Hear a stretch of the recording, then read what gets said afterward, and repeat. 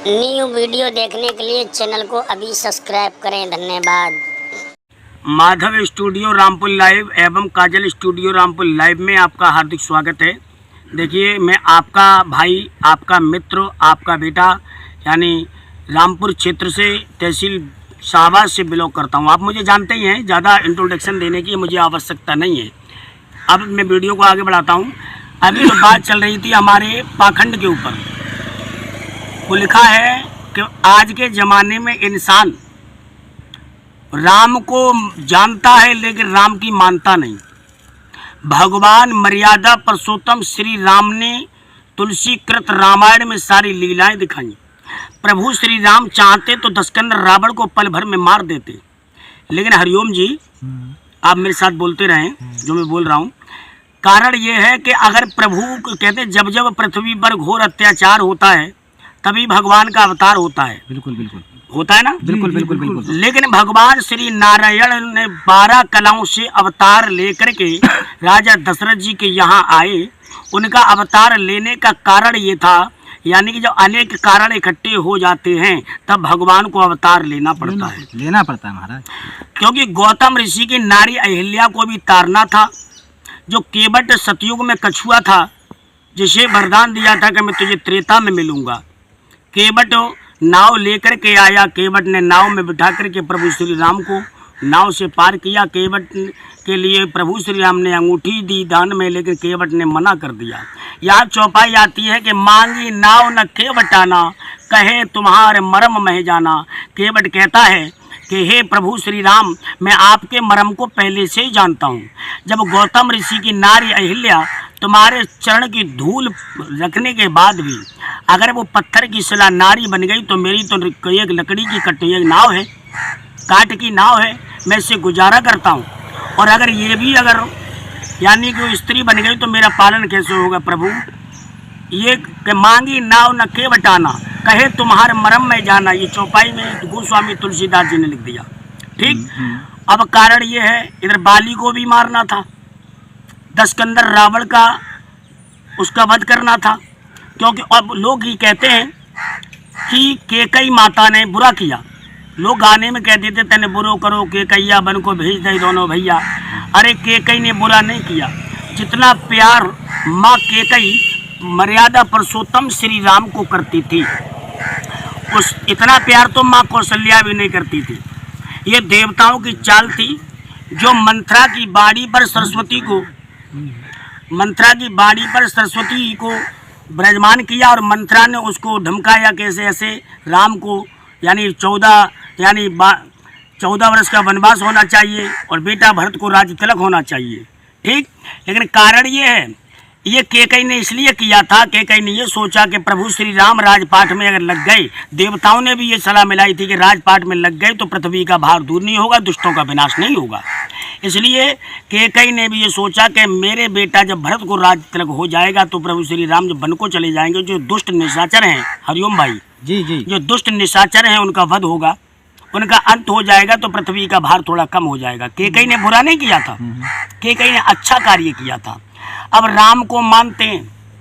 प्रातः काल उठे रघुनाथा, माता पिता गुरुनावी माता। प्रभु श्री राम सुबह उठते ही माता पिता को चरण नवाते थे, शीश नवाते थे। अब भगवान श्री राम ने माता पिता की सेवा की, गुरुजनों की सेवा की। आज के जमाने में हरिओम भाई, अगर भैया को जेल हो जाए तो भैया जेल जाने को उसके साथ तैयार नहीं होगा है ना, नहीं होगा ना। लेकिन उन प्रभु श्री राम ने ये लीला दिखाई। वनवास श्री राम को दिया था मैया केकई ने। वीडियो में बने रहिएगा। मैया केकई ने वनवास दिया राम को। लक्ष्मण भैया शेषनाग अवतारी थे। शेषनाग अवतारी लक्ष्मण भैया बोले भैया मैं तुम्हारे साथ चलूंगा। बोले अरे भैया तुम साथ मत जाओ। बोले नहीं, मैं आप मेरा धर्म बनता है, मैं तुम्हारा छोटा भाई हूँ, मैं आपका सेवक हूँ, मैं आपकी सेवा करूँगा। जब ये शब्द सुने हैं तो लक्ष्मण जी के शब्द सुनकर के राम जी गदगद हो गए।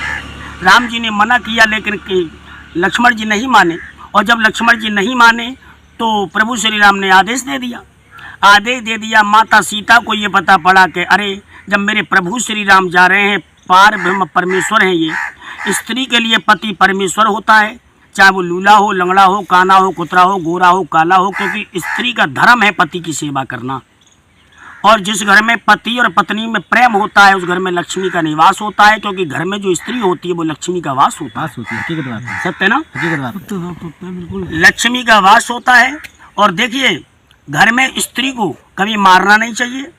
अगर स्त्री पर कोई गलती हो जाए तो उसे 4 औरतों में नहीं मारना चाहिए, उसकी बेइज्जती नहीं करनी चाहिए। घर आकर के चाहे उससे धमका दो, उससे जो भी कहना है, लेकिन समाज में बेइज्जती नहीं करनी चाहिए।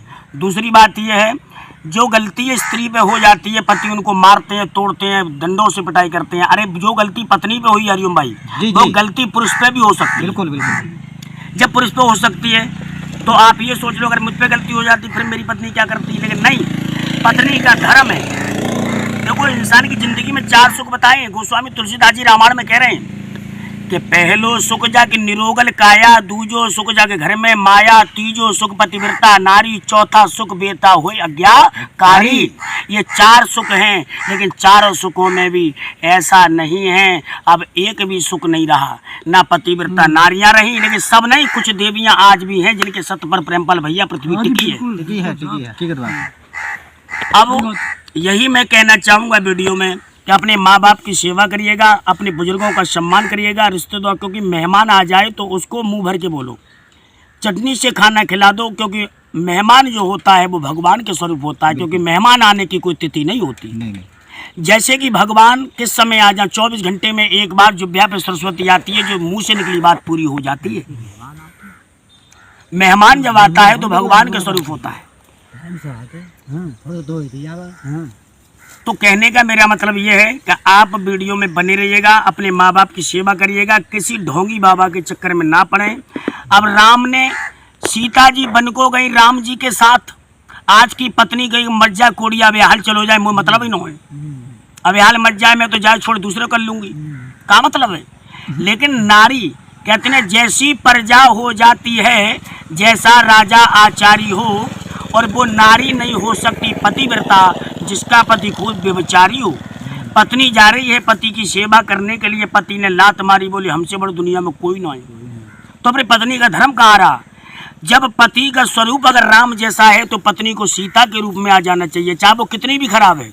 अपने पति के रूप को देख करके वो सीता बन जाए, क्यों पति पूजा पाठ में लगाए तब। और पत्नी का रूप अगर सीता जैसा है तो पति को रावण नहीं बनना चाहिए, पति को राम बन जाना चाहिए। अब पत्नी बन गई सीता, पति बन गया रावण, तो सीता हरण तो हो ही जाएगा। या पत्नी बन गई, अब पति बन गया राम, पत्नी बन गई सूर्पनखा, तो नाक कटेगी। तो मेरा मतलब है वीडियो में कि आप अपनी गृहस्थी को लेके चले, परिवार को लेके चले, किसी ढोंगी बाबा के चक्कर में ना पड़े।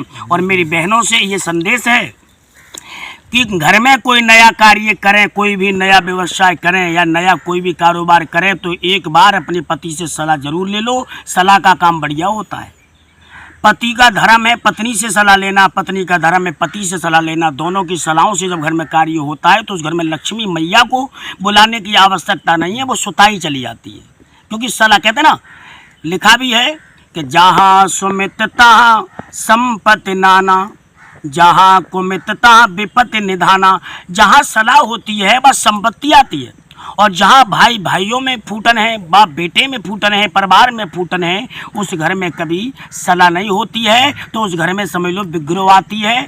फिर जब विग्रह पड़ जाती है, आपन में फूटन हो जाती है, अब तांत्रिकों के पास भागते हैं, जादूगरों के पास भागते हैं, नौतेरों के पास भागते हैं। गुरुजी मेरे लला सही ना चल रहा, गुरुजी मेरी बहू सही ना चल रही। अरे सास जब बहू को बेटी समझेगी तभी तो बेटी बहू जो है सास को माँ समझेगी, है।